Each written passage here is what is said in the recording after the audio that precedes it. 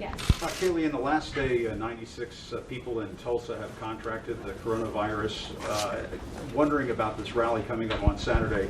Will the president or the White House take responsibility if people get sick and catch the coronavirus at this rally on Saturday? So the campaign has taken certain measures to make sure this is a safe rally, temperature checks, hand sanitizers, and masks, so we are taking precautions. But you're not requiring people to wear masks. They will be given a mask. It's up to them whether to make that decision. CDC guidelines are recommended but not required. And the CDC guidelines suggest that people practice social distancing. You're not going to be able to practice social distancing in a rally with thousands of people. So aren't you, in essence, bringing people to a rally where they won't be abiding by those guidelines, adhering to those guidelines? It's personal choice of individuals as to what to do, but if we want to talk about internal coherence, I believe that the media needs to work on internal coherence. This wonderful New York Post story, I don't think Stephen Nelson's here, but good job to the New York Post, highlights the hypocrisy of the media where this is okay, protesting, this is not okay, Trump rallies. It's really remarkable, and I think the American people have taken notice when, for instance, NBC tweets at 4:05 p.m.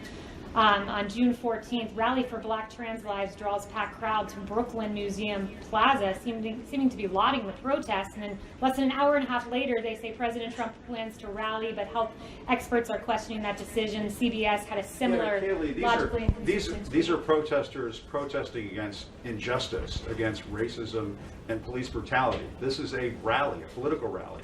They're not going to be demonstrating for any kind of cause other than supporting the president. And I go back to my original question, will the White House, will the president take responsibility if there are people who catch the coronavirus and get sick?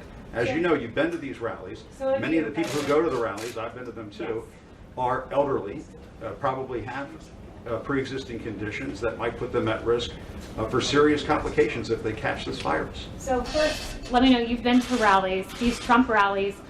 We do rally in support of something. We rally in support of the president who got us the lowest number of black unemployment in the history of our country and paychecks going up. We rally that HBCU funding for historically black colleges and universities is permanent because of President Trump. You're not answering my question. Will the president, will the White House take responsibility if people get sick? Can you answer that question? You suggested that we don't rally on behalf of anything, so let me note one more thing. We rally I said that you rally on behalf of the president. That's why you're going. We rally on behalf of criminal justice reform and the First Step Act, which President Obama and Vice President Biden talked about, but we did.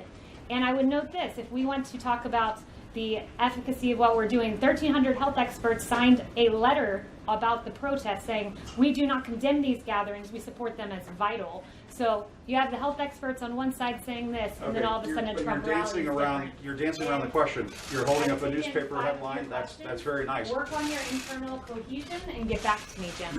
Yes, please. Ms. McEnany, you have not answered the question. Will the president, will the White House? I've answered 5 of your questions. But my first question has not been answered. Will the president, will the White House take responsibility if people get sick? I said to you, we're taking precautions, masks. So you're not going to take responsibility.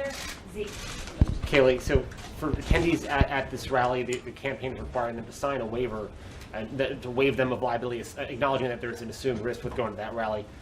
Does not the president have some responsibility himself to ensure, to set an example for the nation to stop, to prevent these larger gatherings or ensuring social distancing so that the American people, and people around the world for that matter, follow his example and preserve the most safe environment? Why is the president not following CDC guidance in doing that?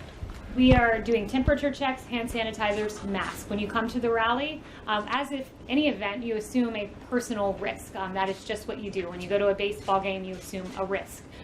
That's part of life. It's the personal decision of Americans as to whether to go to the rally or whether not to go to the rally. But I would note that this concern for the rallies has been largely absent when it came to the protesters. People really note when CBS says thousands participate in a rally and a silent march for black trans lives, and then this was more than an hour and a half later, President Trump moving ahead with the rally, serious risk of spreading coronavirus. It's really inconsistent. The media seems to not be interested in health so much as ideology behind certain events. So, for instance, You go and the lockdown protesters were widely condemned by the media who were protesting the lockdown, but then all of a sudden this protest for Black Lives Matter is lauded. It makes no sense. Ideology is driving the line of questioning in many of these cases, when it should be, if you're focused on science, you should be out there asking these same questions about Kaylee, public health officials. Thank you all very much. I hope you have a great rest of the day, and I hope we start seeing more consistent headlines. Thanks very much.